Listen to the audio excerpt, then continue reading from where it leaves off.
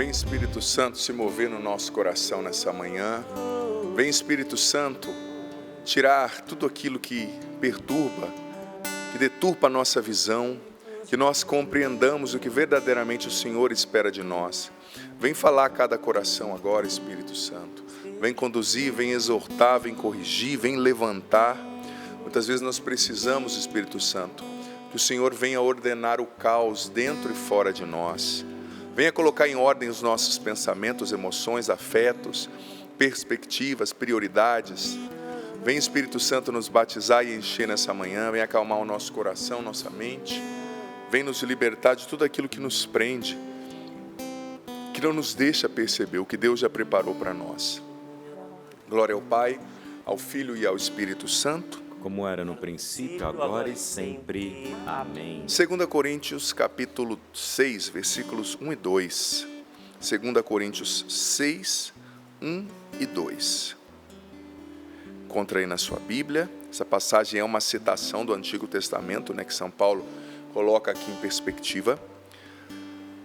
Sendo seus colaboradores, vos exortamos a não receberdes em vão a graça de Deus. Olha que forte isso aqui, São Paulo está, eu vou ler o versículo 2 já, mas São Paulo está implicitamente dizendo: existe uma graça de Deus derramada sobre você e sobre mim. Todos os dias, dizia Santo Agostinho, Deus derrama a sua graça sobre nós. Eu vou citar depois essa palavra mais para frente, lá de Lamentações, que diz que as misericórdias de Deus se renovam sobre nós todas as manhãs. A graça de Deus vem sobre nós todas as manhãs. E em cada dia, em cada ciclo, Deus derrama uma graça especial, única, perfeita, peculiar sobre nós. E no começo de um novo ciclo, no começo de um novo ano, Deus também derrama uma graça muito singular, muito única. Então, São Paulo já está exortando: não receba em vão a graça de Deus. Nós podemos repetir isso, os irmãos, por gentileza, depois do Padre? Eu não quero receber em vão a graça que Deus tem para mim, em 2026. Eu quero fazer essa graça frutificar.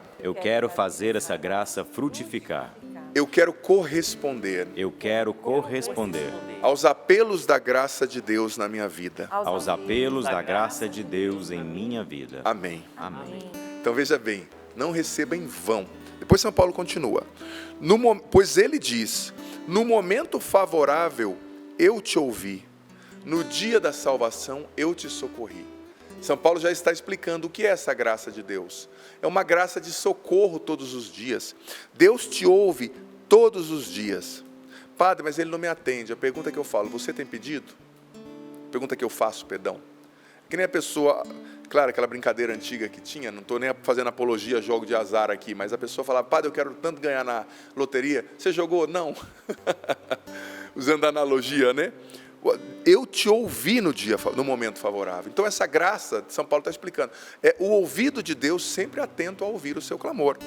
No momento favorável eu te ouvi, no dia da salvação eu te socorri. É o socorro constante, É agora o momento favorável, é agora o dia da salvação. Os irmãos podem repetir depois do Padre, por gentileza? É agora o momento favorável. É agora o momento favorável. É agora o dia da salvação. Veja bem, gente, isso aqui é muito forte. Nós estamos começando o ano.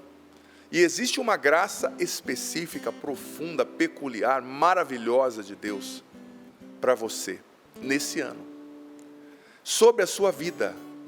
Mas essa graça pressupõe uma correspondência minha, sua, para ser frutuosa, para gerar frutos, para frutificar. E essa graça se manifesta, como São Paulo falava, no ouvido de Deus sempre atento, no socorro de Deus, Essa palavra socorro de Deus, ela é tão presente nos Salmos. Por exemplo, tem um Salmo, não precisa abrir, só estou citando, 46, quando ele fala do socorro de Deus, ele usa uma citação do hebraico, um verbo do hebraico, que significava uma assistência presente 7 dias por semana, 24 horas por dia. Deus está sempre presente para te ajudar. Só que São Paulo conclui dizendo: é agora o momento favorável. É agora o momento da salvação, o dia da salvação. E tendo como pressuposto essa palavra que nos anima tanto, que nos exorta, que nos sustenta, que também nos direciona, eu quero propor para você alguns, a redundância é proposital, propor alguns propósitos, né? Para você, nesse ano, não desperdiçar essa graça abundante, única, maravilhosa que Deus derrama sobre você. Veja bem, primeiro propósito, não perca tempo. Não perca tempo em 2026. Não se permita sair desse ano sem ter amadurecido nada, sem ter crescido nada. Não se permita. Esse ano você precisa crescer. Você precisa fazer os seus talentos renderem. Crescer talvez como pessoa, crescer culturalmente, começando a ler, estudar, crescer aprendendo uma nova habilidade, né? Por que não aprender um instrumento musical? Por que não aprender uma língua? Por que não crescer na intimidade com Deus? Eu vou falar depois, a questão da intimidade com Deus e oração é um propósito específico. Não vou nem colocar dentro desse propósito, não perder tempo, porque eu vou precisar de mais tempo para falar de oração e intimidade com Deus, né? Mas tenha o propósito de fazer o tempo concorrer ao seu favor. Porque veja bem, olha o que Santo Agostinho dizia. O tempo é criatura de Deus, ele é dom de Deus. Nele Deus educa o nosso coração. Santo Agostinho ensinava que o tempo é dom de Deus, é criatura de Deus. O que é dom? Haris, do grego, presente. O tempo é um presente de Deus. O tempo não é o seu inimigo, o tempo é o seu amigo. O tempo é o presente que Deus te dá. Tem gente que fala, eu brigo com o tempo, eu não consigo fazer o meu tempo, eu não consigo render. Olha, você está se relacionando com o tempo de maneira errada. O tempo não é o seu inimigo, ele é o seu amigo. O tempo é dom de Deus. Nele, existe o tempo da graça, né, que é o Kairos, e existe o tempo cronológico humano, que é o Cronos. Mas Santo Agostinho diz que no Cronos, que é o tempo cronológico humano, Deus manifesta o Kairos, o tempo da sua graça, a ação do seu Espírito, a graça sobre nós, todos os dias. Então o tempo não é seu inimigo, o tempo é seu amigo, sabe? Santo Irineu, Orígenes dizia que cada dia pode ser o começo para uma vida nova, se a alma se voltar para Deus, né? O tempo é um dom de Deus. Então, faça o propósito de, nesse ano, não brigar com o tempo, mas se organizar dentro do tempo. O tempo é uma coisa hiperdemocrática. Quem é prefeito, quem é presidente, quem é rei, quem é mendigo, todos têm o mesmo tempo. 24 horas por dia. Ninguém tem mais nem menos. E todos escolhem como gastar o seu tempo. O tempo é questão de escolha. Claro, existem tarefas fixas, eu trabalho, é o exercício de uma coisa ou outra, mas, gente, por que tem gente que no espaço de 24 horas treina, estuda, reza, vai à academia, faz um monte de coisa e tem gente que não consegue? Por quê? Sendo que o tempo é democrático, é igual para todos. Tem a ver com organização, tem a ver com prioridade, tem a ver com manejo das escolhas que você faz, tem a ver com vencer a procrastinação, que é aquele hábito horrível de ficar enrolando, né? Tem gente que fica enrolando sempre. Olha, eu tenho como propósito a seguinte coisa: quando eu acordo, eu já quero fazer o que é mais importante. Por exemplo, acordei hoje, já fui para a capela, já fui terminar minha pregação, já fui fazer o que eu precisava fazer. Porque se você coloca o descanso na frente do dever, como diziam os antigos, né, vai dar ruim. Você tem o descanso, ele é uma bênção, sim, mas ele é a recompensa de quem lutou. Ele não é a prioridade da vida. Tem gente que tem como prioridade da vida descansar. Não, o descanso é a recompensa de quem lutou. Você lutou o dia inteiro? Então vai descansar. Se você não lutou o dia inteiro, não comece o seu dia descansando. Está errado, né? Não comece. Hoje em dia as pessoas elas querem colher sem plantar. Não dá, não é? Não dá para colher sem plantar. O descanso é a recompensa de quem lutou. Então organize o seu dia, combata a procrastinação, que é esse vício de ficar enrolando. Eu tenho que fazer isso, mas eu enrolo. Eu tenho que colocar o lixo lá para minha esposa, faz 7 dias que ela te pediu, né, amigo? As baratas estão dançando lambada em cima do lixo e você deixando lá, né? Então faz o que você tem que fazer. Ai, padre, a minha esposa é muito intolerante. Mas por quê? Porque ela te pede uma coisa, você não faz. Meu esposo é muito intolerante, padre, mas porque ele te pede, você enrola. E geralmente o preguiçoso enrolão, ele sempre culpa o outro. Ele não faz o que tem que fazer e dá um jeito de colocar a culpa em quem está pedindo, sabe? Depois o seu relacionamento acaba, estraga por bobeira, porque você é preguiçoso. Desculpa a sinceridade. Porque você não está fazendo o que tem que fazer. Então, mais uma vez, o tempo não é o seu inimigo, o tempo concorre ao seu favor. É você que vai lidar com ele. É você que vai escolher o que fazer com ele, sabe? Eu tenho esse propósito, desde quando eu me tornei sacerdote, de não me permitir passar um ano sem aprender nada. Não me permiti. O ano passado eu estudei, é estranho falar um ano passado, que faz tão pouco tempo, né? Mas o ano passado eu estudei um instrumento, foi muito bom. Preciso melhorar, mas já aprendi um novo instrumento musical. Esse ano eu tenho outras metas. A gente tem que ter, gente. E eu tenho pouca coisa para fazer, você tem? Não tem. Mas se você simplesmente se acovardar e deixar a vida rolar, você vai chegar ao final da sua vida medíocre. O que é medíocre? Medíocre não é o xingamento, né? Mediocres quer dizer aquele que está na média, né? Que nunca progride, que nunca se desafia. Tem gente que não se desafia. Se desafie. Se aprendeu uma língua, aprenda duas. Você está rezando meia hora, reze uma. Você melhorou nisso, melhore mais. Você está mais paciente como pai, agora se torne mais virtuoso em outra área, como mãe. A vida precisa progredir. Eu não estou falando para você não descansar e ficar aquela coisa doida. Não, não é isso. Não é escrúpulo. É meta. É inteligência na organização do tempo. Você está entendendo? Talvez você já conquistou muitas coisas na sua vida, mas não está bom. Deus quer te levar além. Sabe, eu tenho muito temor. Deus sabe que eu estou falando com sinceridade diante daquela parábola dos talentos. Porque, como diz Jesus, para quem tem ouvidos, né, para o bom entendedor, meia palavra basta. Jesus conta aquela parábola falando que o rapaz, os 3 que receberam os talentos, não precisa abrir não, só estou citando para encaixar dentro desse contexto, né? Eles receberam talentos mínimos, uns mínimos, outros maiores, mas eles tinham que produzir 10 vezes mais. Então, ou seja, no final da vida, Deus vai te pedir, o que você fez com isso? Talvez você tenha um talento que se destaque mais e outro que se destaque menos, mas faça o que se destaque menos render também, porque Deus vai pedir conta. Enfim, primeiro propósito, aproveitar o tempo. E como aproveitar o tempo? Aqui entra uma prática espiritual fantástica. 2 práticas. Discernimento. O que é o discernimento espiritual, como dizia Santo Inácio? Discernimento não é prever tudo, mas é escutar Deus. Porque não é só você sair fazendo metas. Não, escute a Deus. Discernimento. Olha, Deus, eu sinto que Deus está me pedindo para rezar mais esse ano. Eu sinto que Deus está me pedindo para cuidar mais da minha saúde nesse ano. Eu sinto, sabe, você tem que fazer um discernimento espiritual, ouvir Deus, ter momentos com Deus. Sobretudo nesse início de ano, não é para ficar só na praia pegando um bronzeado, mas é também para silenciar esse coração barulhento, essa mente agitada e ouvir Deus, falar com Deus, ter a coragem de perguntar, Senhor, o que o Senhor quer de mim nesse ano? Me mostra. Então, discernimento. E, segunda coisa que eu vejo que é interessantíssima, importantíssima, reorganizar a vida à luz de Deus. Reorganizar os projetos à luz de Deus. Talvez você tinha projetos em 2025, mas será que Deus quer que você continue nesses projetos? Será que Deus quer que você continue investindo nesse relacionamento, investindo nessas coisas? Reorganizar à luz de Deus, à luz da oração. Então esse é o primeiro propósito, né? Aproveitar bem o tempo. Segundo propósito, viver em conversão contínua.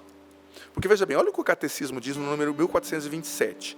A conversão cristã não é um evento pontual, mas um hábitus permanente, uma atitude permanente, um hábito permanente. Tem gente que fala, às vezes a gente fala, eu já falei contando o meu testemunho, às vezes, né? Lá no ano tal eu me converti. Claro, é uma figura de linguagem para descrever o encontro pessoal da gente com Deus, né? Do meu encontro com Jesus.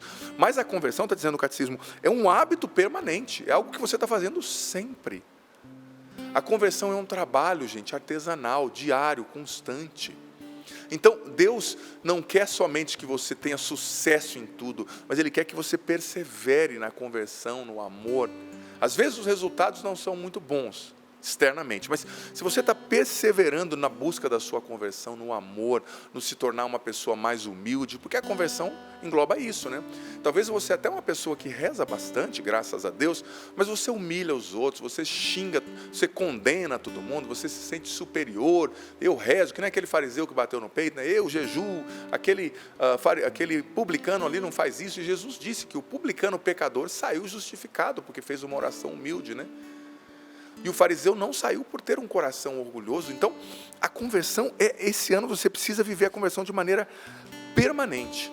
E E olha o que Santo Agostinho diz, definindo o que é a conversão. Ele disse, a conversão e a vida cristã inteira é um santo desejo. O que isso quer dizer? Só isso aqui dava para eu pregar aqui uma semana inteira. O que isso quer dizer? Um santo desejo. A conversão é sempre esse desejo. Eu quero agradar a Deus. Cada dia que você acorda, você tem que dizer, eu quero agradar a Deus nesse dia. O que eu posso fazer para agradar a Deus nesse dia? E eu vou ser sincero, nós temos as nossas fraquezas, temos. Tem coisas que às vezes a gente não controla, os momentos que você está lá embaixo, outros lá em cima, tem. Mas se você tem o desejo sincero de agradar a Deus, nas suas ausências a presença de Deus se fará. Ou seja, quando você não conseguir gerir, controlar, Deus vai estar lá para te defender, para te proteger, para te guardar. Tenha certeza. Porque existem sim os nossos momentos, né? A conversão nossa, como dizia Santo Agostinho ainda, não somos o que havemos de ser, né? É um processo, e a gente não é anjo, a gente é humano, então tem os nossos momentos. Você tem os seus momentos de raiva, de tristeza, de ira, de carência, de limites, todos nós temos, nós consagrados também temos, o padre também tem, né? O padre é um ser humano. Mas se você tem o desejo sincero, esse santo desejo, né, de agradar a Deus, e luta para isso, no momento que você não conseguir, a graça dele se manifesta. Mas é preciso viver esse ano com esse santo desejo. Todos os dias eu quero agradar a Deus. Eu quero agradar a Deus no meu trabalho, você que trabalha aí nesse shopping, nesse salão de beleza, nesse açougue, nessa repartição pública, você juiz, você gari, você secretária que trabalha na casa, dona de casa, ou que trabalha na casa dos outros. Queira agradar a Deus a cada dia. E como a gente agrada a Deus? Amando o próximo, respeitando as pessoas, vivendo a humildade, vivendo a paciência, vivendo a oração, lutando contra as nossas más tendências, porque todos as temos, e como temos. A pessoa que julga muito o outro que caiu, no fundo, dizia também Santo Agostinho, não é que ela seja virtuosa, é que ela é cega para si mesma, né? Para perceber as suas próprias fragilidades e más inclinações. Porque todos as temos. Às vezes você julga o outro que cai numa área, mas você está caindo em outra área, que ele não cai, né? Então, cada um tem as predisposições da sua história, do seu temperamento. Então, viver em conversão profunda, deixar o que impede o novo de acontecer, né? A conversão é um constante abrir-se à novidade de Deus. Deixar o que impede o novo de acontecer. Deus só faz o novo acontecer onde há espaço. Então, já fica a pergunta, o que eu preciso deixar para trás já no começo desse ano, para que o novo aconteça? Talvez você está, como eu dizia na semana passada, nessa semana, não sei, nessa semana, no começo da semana, vira o ano, a gente fica meio passado, né? Você talvez entrou num tempo novo com uma mentalidade velha, com um comportamento velho, não dá. O que eu preciso deixar? Quais hábitos, quais relações, atitudes bloqueiam a vida nova, né? Porque, gente, todos os propósitos que a gente vai colocar aqui convergem para uma coisa: ser conformado a Cristo, se tornar um outro Cristo, né? Então, viver na conversão profunda, segundo propósito. E para isso, exame de consciência todos os dias, né, no final da noite. É importante, Santo Inácio ensinava, né, você antes de dormir pensar, onde eu pequei nesse dia, o que eu posso melhorar, anotar e depois fazer uma confissão, né, confissão frequente. Importante. Então, terceiro propósito, já falei do primeiro propósito, não desperdiçar o tempo, né, aproveitar bem o tempo. O segundo propósito, viver em constante conversão para esse ano, né? Terceiro propósito para esse ano, vida sacramental mais intensa. Porque, você vai ver que o padre está colocando vários degraus, né, da mesma coisa, várias etapas da mesma torre sendo construída. Uma coisa liga a outra, porque para você viver a conversão, não é assim, agora eu me decidi, eu vou converter. Não, gente, nós somos fracos. Você precisa de uma vida sacramental mais intensa. Confissão constante, Eucaristia como alimento do caminho, né? São Cirilo de Alexandria dizia que a Eucaristia é o alimento do caminho, daqueles que querem caminhar na conversão constante. Olha, você que gosta de fazer uma caminhada, né? Ou que gosta de pedalar, de fazer algum exercício, é gostoso você correr, fazer uma caminhada, pedalar, mas se você não se alimenta, né? O pessoal, tem gente que pedala 200 quilômetros aí, se você não se alimenta bem ou não leva lá uma proteína, um shot lá de açúcar, alguma coisa para te dar uma energia, você não vai conseguir, né? Então, Santo Cirilo dizia, a Eucaristia é o alimento do caminho, daqueles que querem se converter, daqueles que querem viver bem. Então, comungue, estruture-se para ir à missa, se possível, todos os dias, se não der, né, como dizia a Lumen Gentium, o domingo é a Páscoa semanal, né? Então, pelo menos no domingo, ir à Eucaristia, comungar bem, sabe? A Eucaristia é o centro da vida cristã. É o centro, né? Você não vai conseguir vencer sem a Eucaristia. Você não vai conseguir vencer sem se tornar eucarístico, né? Eucaristizado. Isso é muito, muito, muito importante. Ao receberes o corpo de Cristo, continua São Cirilo de Jerusalém, tornas-te portador de Cristo, né? Um outro Cristo. Então a Eucaristia é o alimento do caminho, né? A confissão é o sacramento dos pecadores, é o sacramento meu e seu. Nós vamos precisar confessar muitas vezes, nós não vamos chegar no céu com as vestes totalmente limpas, né, gente? Os únicos dois que não tiveram pecado são Nossa Senhora e Jesus, né? Claro, nós vamos lutar para ir minimizando e até chegar ao final da vida, se Deus quiser, com menos do que ontem, do que o ano passado. Mas é a luta, e o sacramento da confissão é o apoio, né, daqueles que lutam, daqueles que caminham. Quarto propósito, como eu disse, tudo está interligado, vida de oração perseverante. Olha, e aqui é muito importante a gente ponderar sobre isso. Existe uma diferença entre vida de oração e momentos de oração. Porque é como usar a analogia de quem namora e quem casa, ou de quem está conhecendo uma pessoa. Você conhece a pessoa, aí você está namorando, vamos supor. Você está trabalhando, você tem a sua vida, você mora com seus pais, ou você tem outras prioridades, então você vai encontrar sazonalmente, você encontra no sábado, você encontra no domingo. Então você está tendo momentos com aquela pessoa. Mas de repente vai ficando mais sério, né? Mais sério, mais sério. Vamos noivar? Vamos. Então você já começa a ver sábado, domingo, segunda, terça. Vamos casar? Aí você vê todo dia. Então não são mais momentos com a pessoa, é uma vida dividida com a pessoa. Deus não nos chama a ter momentos de oração. Deus nos chama a ter uma vida de oração. Não quer dizer que você vai rezar 24 horas por dia, mas você tem que colocar a oração como parte do seu cronograma de cada dia. Você não tem atividades para fazer todos os dias? Eu tenho. Mas eu já preciso me preocupar. Qual é o momento da minha oração? Olha, e dá para você rezar. Porque Deus não é contraditório. Ele seria muito injusto se Ele pedisse para você fazer uma coisa para a qual Ele já não te deu condições de fazer. Eu percebi por muito tempo, gente, eu rezava o terço e não conseguia muito rezar o rosário. No começo mais do meu ministério. E eu percebia que Deus me pedia para rezar o rosário, mas eu falava para Ele assim, Senhor, mas eu não tenho tempo. Aí depois um dia eu estava na capela lá da minha casa, né, rezando, e Deus falou no meu coração, mas se eu estou te pedindo para rezar o rosário, eu já te dei o tempo para você rezar, você que não percebeu. Aí eu comecei a perceber, fiquei menos no celular, menos numa coisa ou outra, aproveitava o caminho, por exemplo, de carro, de um lugar a outro, e sempre dava, né? Claro, alguns dias ou outro viajando, pode ser que não conseguia, mas Deus dá a condição de você fazer o que Ele te pede. Que senão Ele seria contraditório. É questão de você querer e organizar e priorizar, né? Então, vida de oração, horário, sugestões aqui para você, horário fixo de oração diária, né? Tem gente que gosta de horários fixos. Eu gosto de começar pela manhã, se eu não conseguir eu me organizo para outro momento. Mas talvez começar de manhã, quem tem criança, tem filho, pá, da minha vida é uma correria, acorda meia hora antes, né? É gostoso rezar de madrugada, cedo, porque não tem muito barulho, né? Ou se você é uma pessoa da noite, dorme meia hora depois, eu não sou, né? Se eu for rezar nas últimas horas ali, ou de madrugada, eu posso, sozinho, por exemplo, eu posso até pedir bobeira, porque eu não vou estar raciocinando bem, né? Tem que tomar até cuidado, né?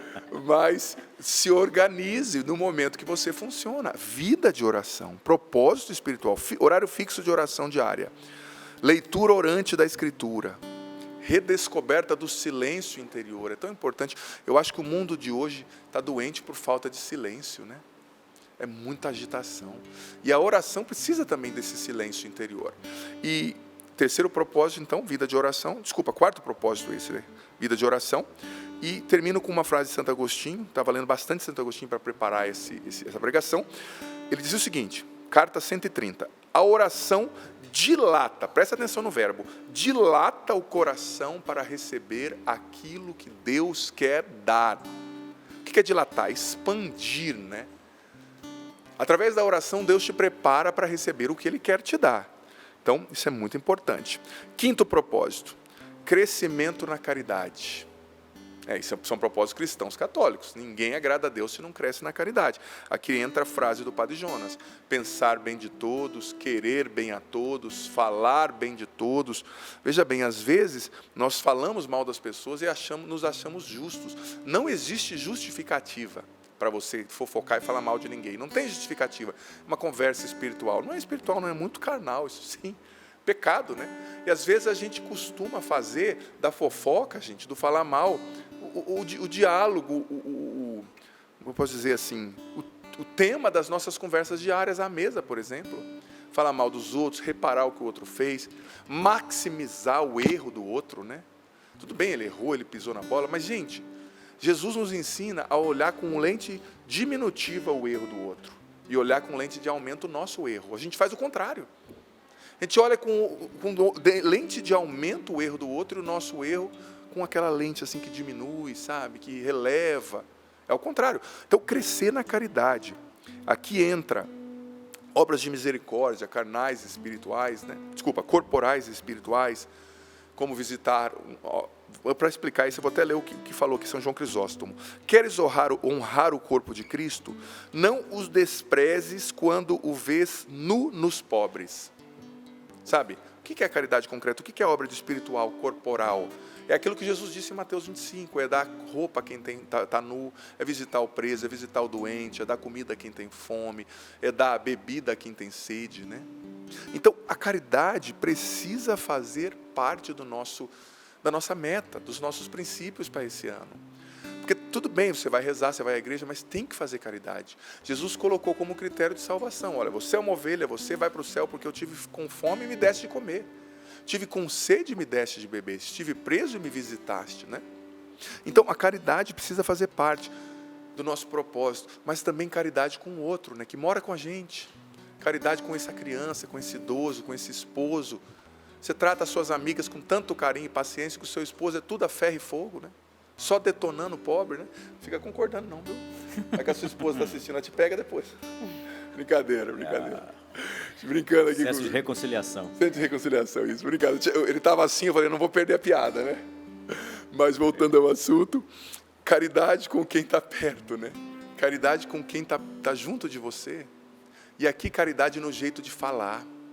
E sabe uma coisa que eu tenho refletido muito?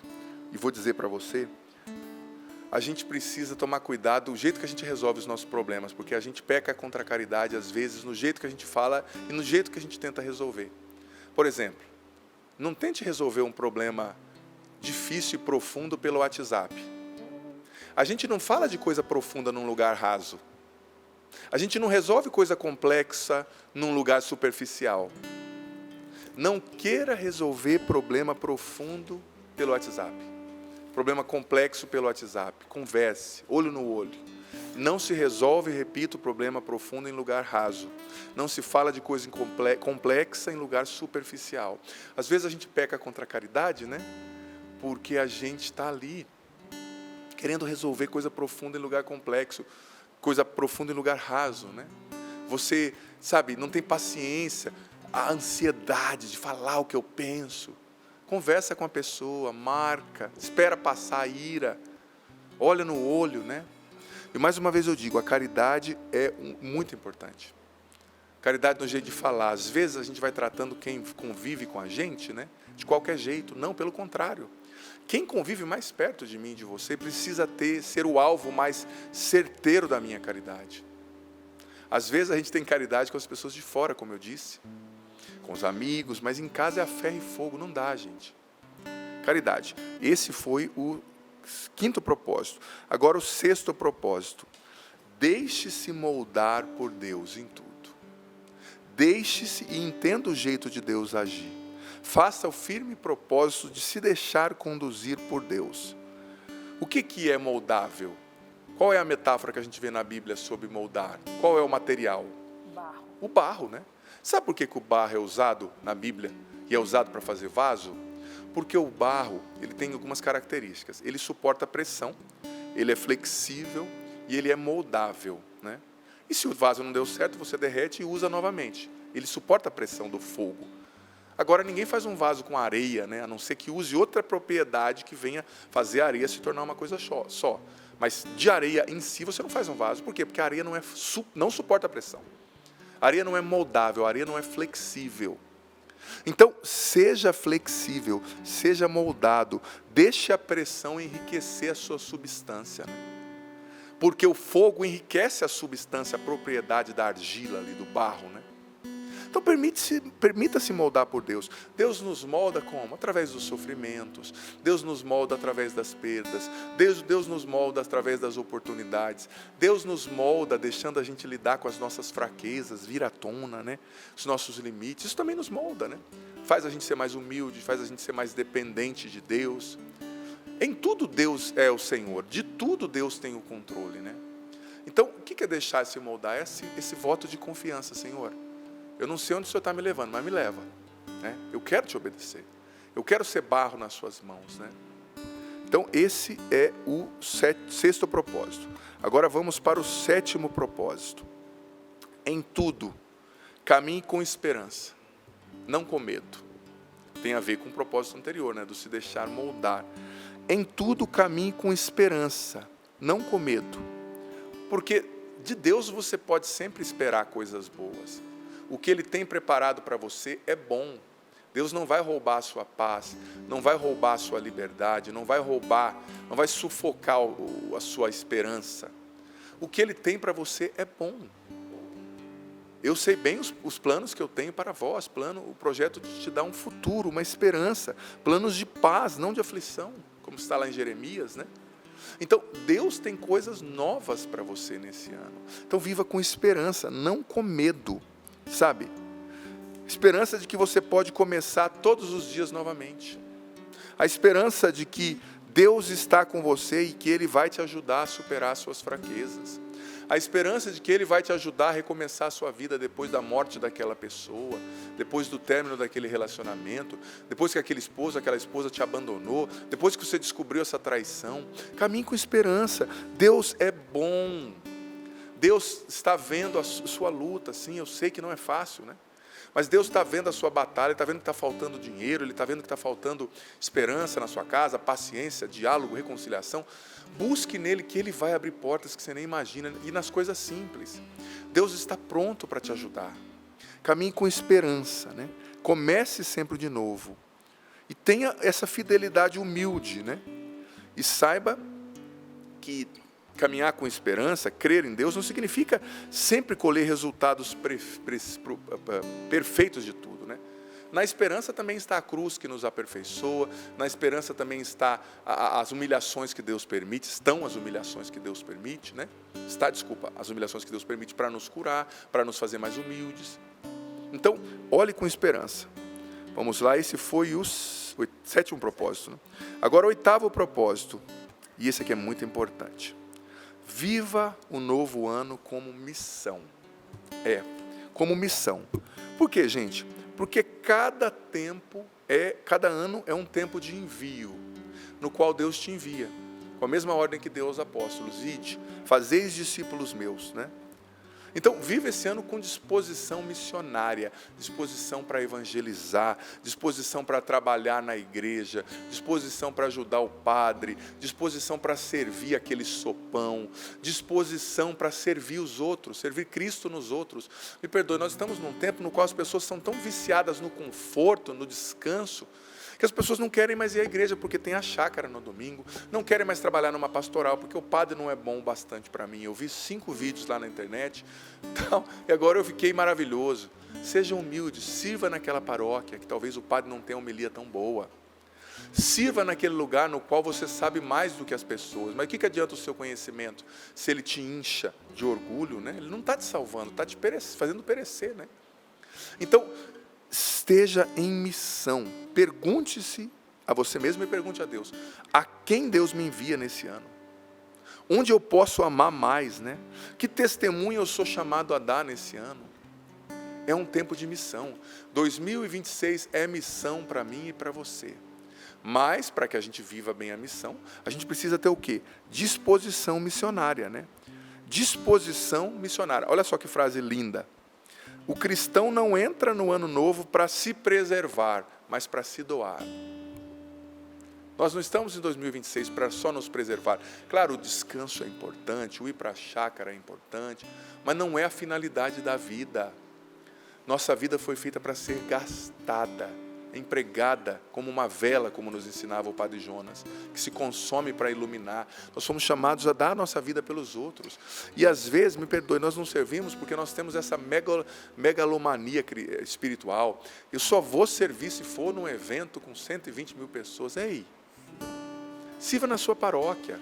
Mostre a Deus que você está servindo por Ele, não é pelo padre, não é pela música, não é pela estrutura. Você serve por Ele, você vai à missa por Ele, para recebê-lo na comunhão, não pela eloquência ou não eloquência do sacerdote. Claro, ajuda quando o padre é eloquente, obviamente, mas nem sempre o sacerdote vai ser. Mas isso não anula o fato de que Cristo está acontecendo em cada Eucaristia. O pão e o vinho consagrados se tornam Jesus na Eucaristia. Então participe por Jesus e esteja em missão. Esse foi o 8º propósito, certo? Agora vamos para o 9º e último propósito, que é o seguinte: viva esse ano naquilo que é chamado de luta ascética, né? Purificação dos afetos, aquilo que os místicos da vida cristã chamavam de luta ascética, de purificação dos afetos. O que é isso? É entender que a vida cristã é um combate espiritual, é entender que sem disciplina interior a graça não frutifica, é entender que em cada dia a gente começa uma luta contra a gente mesmo. Então, coloque como meta nesse ano a purificação interior, né? Purificação dos afetos, luta ascética, através do jejum, jejuar nas sextas-feiras. Talvez fazer uma penitência, por que não fazer uma penitência nesse ano já inteiro e tirar uma coisa aí por Deus, né? Essas penitências são muito importantes, por quê? Porque elas ordenam a nossa carne, ordenam os nossos apetites, as nossas inclinações. Às vezes, a nossa carne, né, a dimensão instintiva, é como uma criança mimada, não consegue dizer não para nada, não consegue ouvir não. Quero comer, come igual um boi. Quero fazer isso, faz igual um boi. Então, você jejuando, você fazendo penitências, você está vivendo essa purificação dos afetos. E aqui exige o jejum, a sobriedade, né, o domínio de si através do jejum, mas também a vigilância sobre os pensamentos, a vigilância sobre os desejos, o fechar as brechas à ação do mal, né? O uso santo do tempo, dos meios digitais, né, da internet, vigiar para não cair em tentação e lutar para purificar, para tirar de si aquilo que não é bom, né? Enfim, estão aí esses propósitos que eu tenho certeza que vão servir como reflexão para você. Se você puder, depois ouça novamente esse programa, ouça novamente essa pregação, nessa partilha da palavra, rumine isso aqui que o padre trouxe, porque para mim também foi muito forte. Se para mim foi, eu tenho certeza que para você vai ser também, né? Porque nós, pregadores, somos os primeiros a sermos impactados pela palavra, preparando tudo isso aqui, Deus já foi me virando do avesso, né? Como a gente costuma brincar aqui na Canção Nova. Então, com você também. Mas olha, mais uma vez eu digo, quem não planeja faz 2 vezes, para o barco que sabe onde vai, qualquer vento ajuda. Então, entre nesse ano com esse propósito. Ai, padre, mas é muita coisa. Mire alto. Como eu te falei, se você mirar o 10, você alcança o 7. Se você mirar o 2, você vai ficar no 0. Mire alto, que com a graça de Deus, no processo o Senhor vai te dando a graça de viver, de colocar tudo isso em prática. Eu peço o Espírito Santo, vem agora sobre nós. Vem, Espírito Santo, nos dá clareza, compreensão, entendimento de tudo que ouvimos aqui.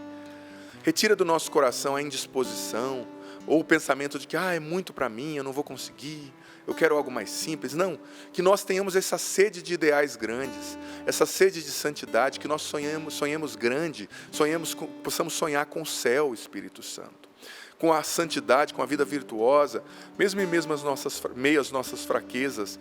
Vem sobre nós, Espírito Santo, nos levanta, nos purifica, nos dá desejo de céu, de santidade.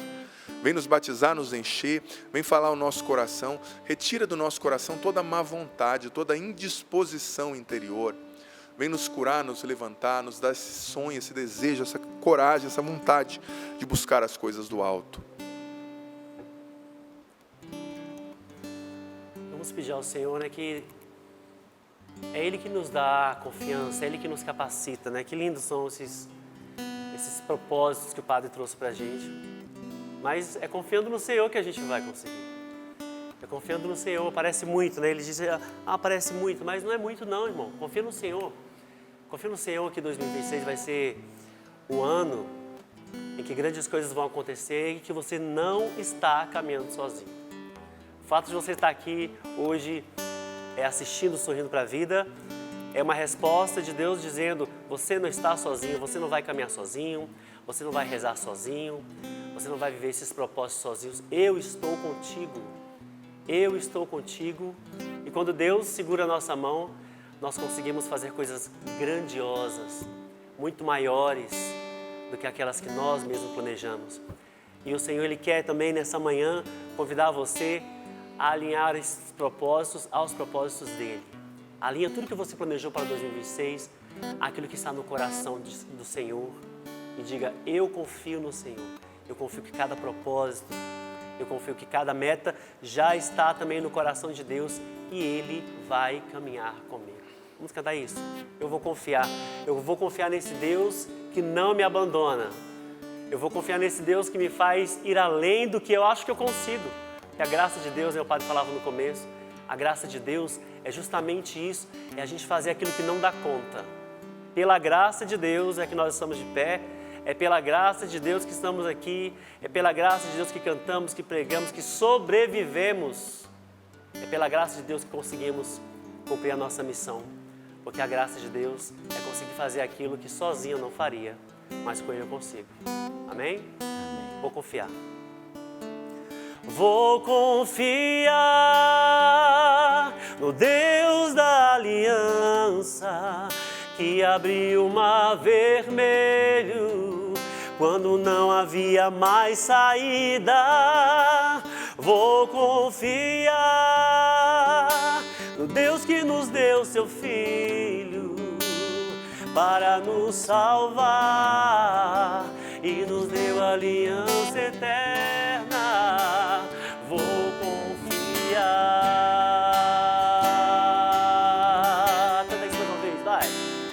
Vou confiar no Deus da aliança, que abriu o mar vermelho onde não havia mais saída. Vou confiar no Deus que nos deu seu Filho para nos salvar e nos deu a aliança eterna. Diga: vou confiar, vou confiar. Eu acredito que o medo nos impediu, né? O padre pode dizer isso muito mais que eu, que ele convive com as pessoas, né? Com muito mais gente, e nós ouvimos as pessoas dizerem que o medo impediu elas de fazerem muitas coisas que estavam no coração de Deus. Porque o medo, ele vem para paralisar a nossa missão, o medo, ele vem para paralisar os nossos talentos, o medo vem para nos tirar do trilho de Deus, vem para nos levar para um lugar que não é nosso. Porque a palavra diz muitas vezes, né? Não tenha medo. Então, querido, peça a Deus nesse ano de 2026 a coragem para chegar aonde o Senhor quer que você chegue. Você às vezes acha que não dá conta, acha que não tem talento, acha que não tem, mas é o medo. É o medo que tira você do trilho de Deus. Mas em nome de Jesus, nesse ano de 2026, o medo não vai te paralisar. Diga isso. O medo não vai me paralisar. Amém. O medo não vai me deixar ir além. O medo não vai me deixar de conquistar e me impedir de conquistar os meus sonhos, os propósitos que Deus colocou no meu coração. Eu não sou escravo do medo. Eu não nasci para ser medroso. Vou confiar no Deus da aliança, que abriu o mar vermelho quando não havia mais saída. Vou confiar no Deus que nos deu seu Filho para nos salvar e nos deu a aliança